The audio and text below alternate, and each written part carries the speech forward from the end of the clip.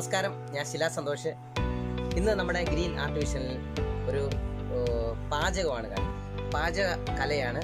അത് പാലക്കാട് ജില്ലയിൽ ഉള്ള ഒരു കറിയാണ്. എന്ന് പറഞ്ഞാൽ നമുക്ക് ഇഷ്ടപ്പെടുന്ന ഒരു അച്ചാർ പോലെ ഉപയോഗിക്കുന്ന, എല്ലാ സദ്യയുടെ കൂടെ ആയാലും ബിരിയാണിയുടെ കൂടെ ആയാലും എല്ലാത്തിൻ്റെ കൂടെ കഴിക്കാൻ പറ്റുന്ന ഒരു അച്ചാർ പോലുള്ള സാധനമാണ് ഇഞ്ചി പുളി അല്ലെങ്കിൽ പുളി ഇഞ്ചി. അതിൻ്റെ വേണ്ട സാധനങ്ങൾ എന്തൊക്കെയാണെന്നുള്ളത് നമുക്കൊന്ന് കാണാം.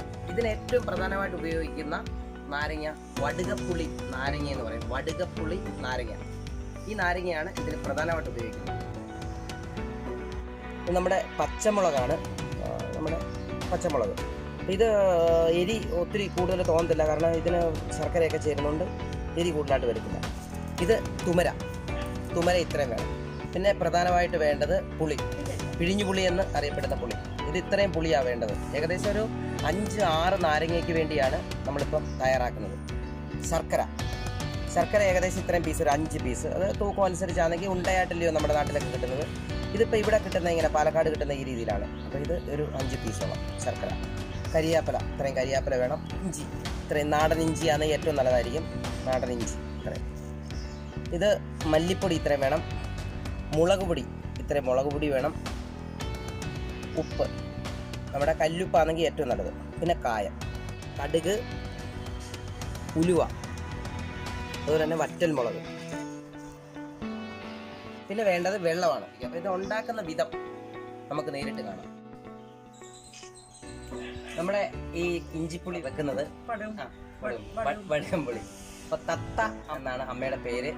അമ്മ വർഷങ്ങളായിട്ട് ഈ ഇഞ്ചിപ്പുളി വെക്കുന്നതാണ്. അപ്പോൾ ഞങ്ങളിത് കഴിച്ച് കഴിഞ്ഞപ്പോഴാണ്, ഈ ടേസ്റ്റ് അറിഞ്ഞപ്പോഴാണ് ഇതിൻ്റെ വീഡിയോ എടുക്കണമെന്ന് ഞങ്ങൾക്ക് തോന്നിയത്. കൂടാതെ അത് നിങ്ങൾക്ക് ചെയ്യാൻ പറ്റും.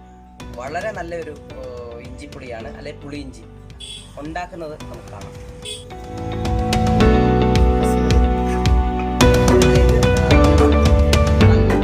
വെളിച്ചെണ്ണയാണ് ഒഴിക്കുന്നത്, തേങ്ങ വെളിച്ചെണ്ണയാണ് ഇതിൽ ഒഴിക്കുന്നത് ആദ്യം. അപ്പോൾ ഇതിനകത്ത് ഇട്ടത് ഉലുവയും കടുകുമാണ് ആദ്യം നമ്മൾ ഇതിനകത്ത് ഇടേണ്ടത്. അത് കഴിഞ്ഞിട്ട് മുളക്, വറമുളകാണ്. നമ്മുടെ നാട്ടിൽ പിരിയം മുളക് എന്നൊക്കെ പറയും. നമ്മുടെ നാട്ടിൽ പിരിയം മുളക് എന്ന് പറയുന്ന മുളകാണ്. അതിൻ്റെ കൂട്ടത്തിൽ ഇപ്പോൾ ഇട്ടത് തുമരയാണ്, പരിപ്പ്, തുമരപ്പരിപ്പാണ് ഇപ്പോൾ ഇട്ടത്.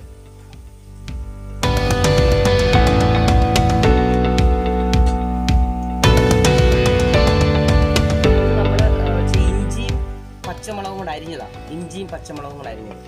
ഇതൊക്കെയാണ്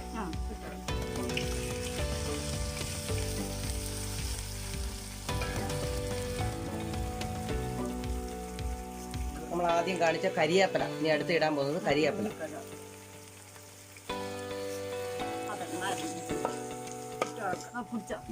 ഇതാണ് വടുകംപുളി നാരങ്ങ എന്ന് പറയുന്ന നമ്മുടെ നാരങ്ങ ഇതിന്റെ കൂട്ടത്തിൽ ചേർക്കുന്നത്.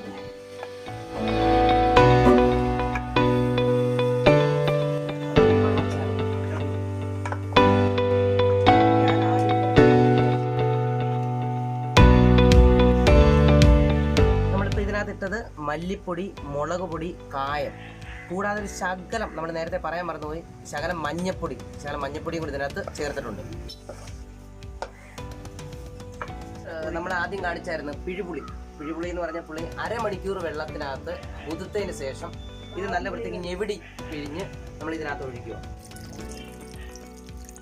അടുത്തായിട്ട് നമുക്ക് ഇതിനാവശ്യത്തിനുള്ള ഉപ്പാണ് ചേർക്കുന്നത്. കല്ലുപ്പാണ് ഏറ്റവും നല്ലത്, പൊടിയുപ്പ് ഉപയോഗിക്കാതെ കല്ലുപ്പാണ് നല്ലത്. അതുപോലെ ഞാൻ ഇവിടെ പറയുന്നത് കുറച്ച് സമയം ഇതിനെ ഇങ്ങനെ അടച്ചു വെക്കണം. നമ്മൾ ഇതിനകത്ത് ശർക്കരയാണ് ഇടാൻ പോകുന്നത്.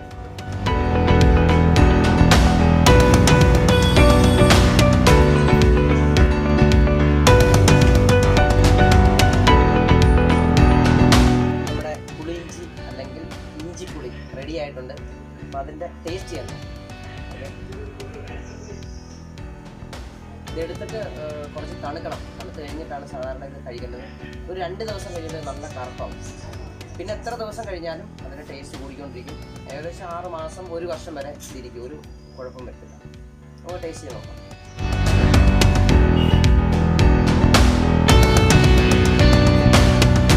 അത്യാവശ്യം നല്ല പുളി, അതുപോലെ തന്നെ മധുരം, ഒരു പ്രത്യേകതരം ടേസ്റ്റ് ഉണ്ട്. കാരണം ഇതിൻ്റെ ചേർത്തിരിക്കുന്ന സാധനങ്ങളെല്ലാം അതിൻ്റെ കൂട്ടുള്ളതാണ്. അതുകൊണ്ട് ഒരു വ്യത്യസ്തമായിട്ടൊരു ടേസ്റ്റാണ്. ഞാനിത് ഇവിടെ വന്നിട്ടാണ് ആദ്യമായിട്ട് ഇത് കഴിക്കുന്നത്.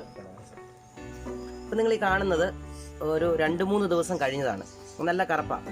പിന്നെ കൂടാതെ ഇതിനകത്ത് കറുത്ത ശർക്കരയാണ് ചേർത്തിരിക്കുന്നത്. നമ്മൾ ഇതിനകത്ത് ചേർത്ത് വെള്ള ശർക്കരയാണ്. കറക്റ്റ് നല്ല ടേസ്റ്റാണ് ഇതിന്. കാരണം ഇതൊരു കുറച്ച് 2-3 ദിവസം കഴിഞ്ഞതാണ്. ഇതുപോലെ തന്നെ 2-3 ദിവസം കഴിയുമ്പോൾ ഇതേ ടേസ്റ്റ് തന്നെ വരും. ഇതുണ്ടാക്കി തന്ന അമ്മയ്ക്ക് ഒത്തിരി നന്ദി പറഞ്ഞുകൊണ്ട്, നല്ലൊരു സംഭവമാണ്. എല്ലാവർക്കും ഇതുണ്ടാക്കി നോക്കാം. കാരണം നമ്മുടെ നാട്ടിൽ ഇപ്പം തെക്കൻ കേരളത്തിലോട്ട് ഇത് വളരെ കുറവാണ്. അപ്പോൾ അവർക്ക് എല്ലാവർക്കും ഇനി ഇത് കണ്ടിട്ടില്ലാത്തവർക്ക് ചെയ്യാം. ക്യാമറാമാൻ മണിലാലിനോടൊപ്പം ശിലാ സന്തോഷ്.